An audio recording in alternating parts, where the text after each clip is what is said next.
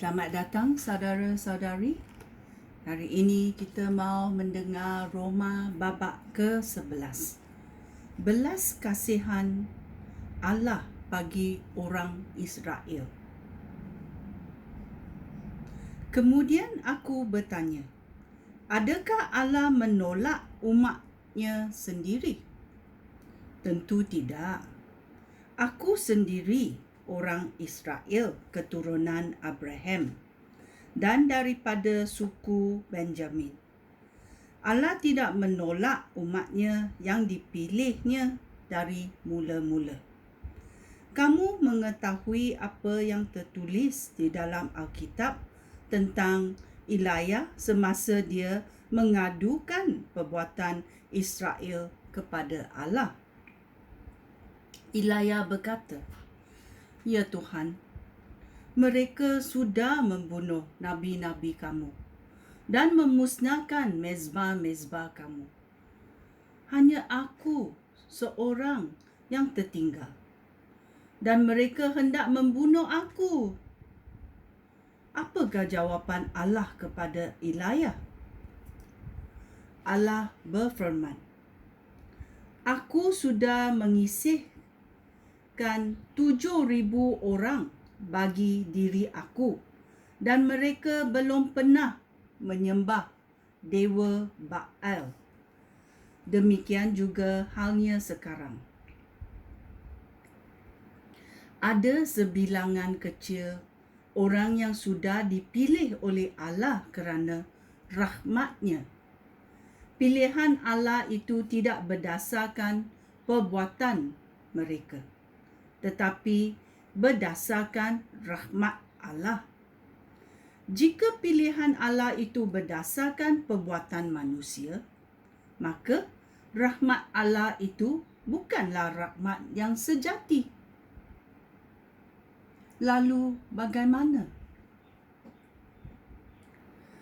Umat Israel tidak mendapat apa yang dicari oleh mereka. Yang mendapatnya hanya sebilangan kecil orang yang sudah dipilih oleh Allah. Yang lainnya menjadi keras kepala sehingga tidak mendengar panggilan Allah. Di dalam Alkitab tertulis, Allah menjadikan hati dan fikiran mereka lembab. Sampai hari ini, mata mereka tidak dapat melihat dan telinga mereka tidak dapat mendengar. Daud juga berkata, biarlah pesta jamuan mereka menjadi perangkap. Biarlah mereka jatuh dan biarlah mereka dihukum. Biarlah mata mereka menjadi buta sehingga tidak dapat melihat, dan biarlah mereka sentiasa menderita kerana kesusahan. Aku bertanya lagi, ketika orang Yahudi tersandung, adakah hal ini berlaku supaya mereka jatuh dan tidak bangkit lagi? Sekali-kali tidak. Kerana mereka berdosa, orang bukan Yahudi diselamatkan supaya orang Yahudi iri hati terhadap mereka. Kerana orang Yahudi berdosa, dunia mendapat berkat yang berlimpah-limpah, dan kerana kemiskinan rohani orang Yahudi, orang bukan Yahudi mendapat berkat yang berlimpah-limpah. Jika demikian halnya, lebih besar lagi berkat yang akan dikurniakan oleh Allah apabila semua orang Yahudi diselamatkan. Amin. Penyelamatan orang bukan Yahudi. Ayat ke-13. Sekarang aku berkata-kata kepada kamu, orang bukan Yahudi. Selama aku menjadi rasul kepada orang bukan Yahudi, aku bangga dengan tugas aku itu. Aku berharap dapat berbuat bangsa aku iri hati. Dan kerana apa yang aku lakukan, Allah akan menyelamatkan sebahagian daripada mereka. Kerana semasa mereka ditolak oleh Allah, orang bangsa lain di dunia menjadi sahabat Allah. Apakah yang akan berlaku apabila mereka diterima oleh Allah? Keadaannya tentu seperti orang mati hidup semula. Amin. Jika kepingan pertama daripada sebuku roti diberikan kepada Allah, seluruh roti itu menjadi milik Allah. Jika akar pokok dipersembahkan kepada Allah, cabang-cabang pokok itu pun milik Allah. Beberapa cabang pokok zaitun yang dipelihara sudah dikerat. Lalu di situ dicantum sebatang cabang pokok zaitun liar untuk menikmati segala yang baik daripada pokok zaitun itu. Kamu orang bukan Yahudi seperti cabang pokok zaitun liar itu. Kamu dicantum di situ untuk menikmati berkat daripada orang Yahudi. Oleh itu, janganlah kamu hina mereka yang sudah dikerat seperti cabang-cabang itu. Janganlah menjadi sombong. Kamu hanya cabang. Cabang tidak memberikan khasiat kepada akar. Sebaliknya, akar yang memberikan khasiat kepada cabang. Tetapi kamu akan berkata, tidakkah cabang-cabang itu dikerat supaya kami dapat dicantum? Memang betul. Mereka dikerat kerana mereka tidak beriman. Tetapi kamu tetap di situ kerana kamu beriman. Janganlah hal itu menyebabkan kamu sombong. Tetapi takutlah. Jika orang Yahudi yang seperti cabang-cabang asli dibenarkan oleh Allah untuk tumbuh terus dari pokok itu, tentu hal yang sama boleh dilakukannya kepada kamu. Di sini kita melihat bahawa Allah baik.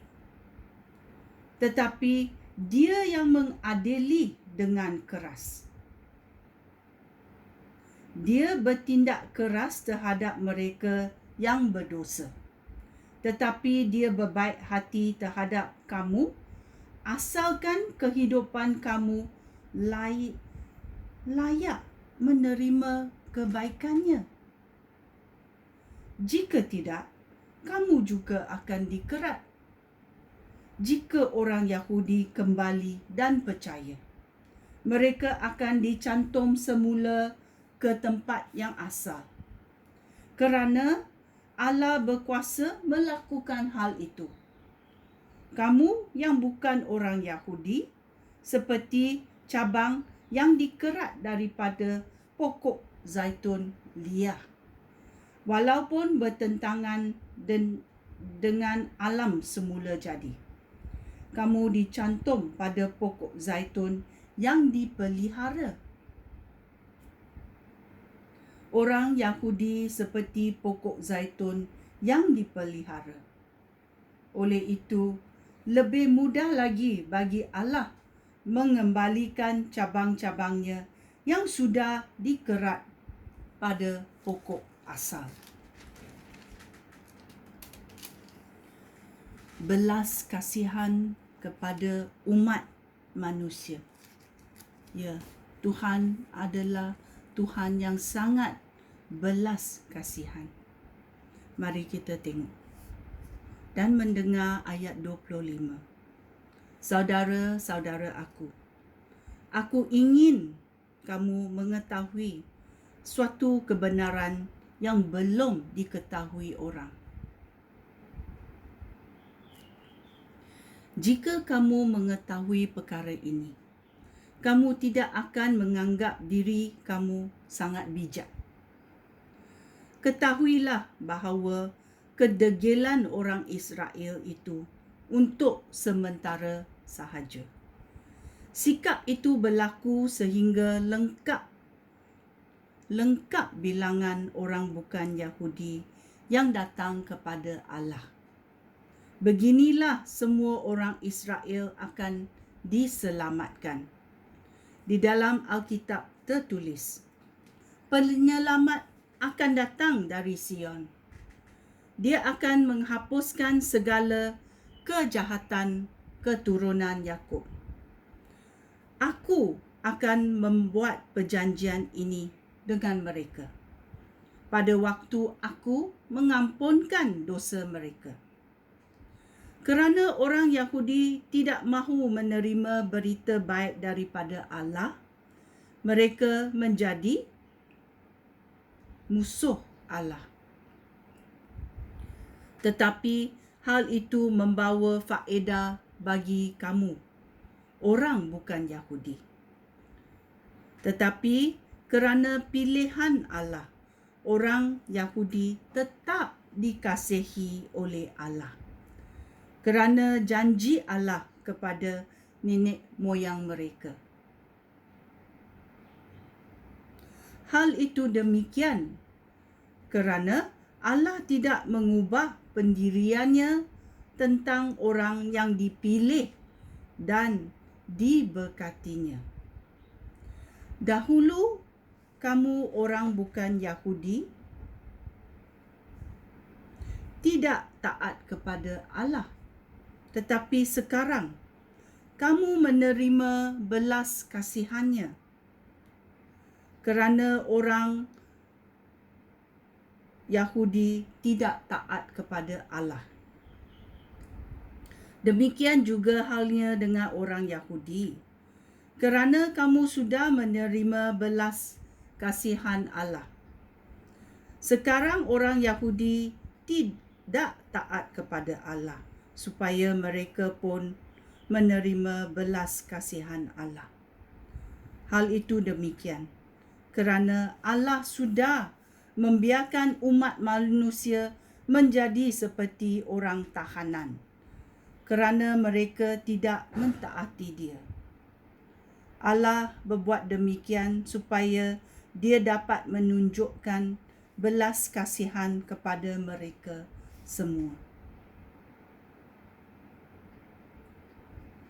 Pujian untuk Allah.